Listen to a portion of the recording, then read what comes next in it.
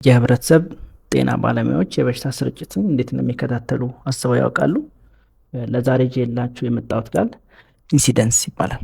ኢንሲደንስ ማለት በአንድ ህዝብ ውስጥ በአንድ የተወሰነ ጊዜ ይህም ማለት በአንድ አመት ወይም በአንድ ወር ወይም በአንድ ቀን ስንት አዳዲስ የበሽታ ተጠቂዎች እንደሚኖሩ የሚያስረዳን ቃል ነው።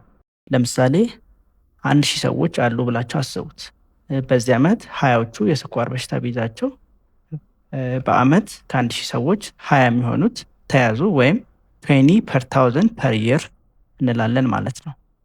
አንድ በሽታ የተስፋፋ መሆኑን፣ የተረጋጋ ሆኖ እየቀጠለ መሆኑን ወይም እየቀነሰ መሆኑን ለማየት ይረዳናል እና የመከላከያ ጥረቶችን የት ላይ ማተኮር እንዳለብን ይመራናል ማለት ነው።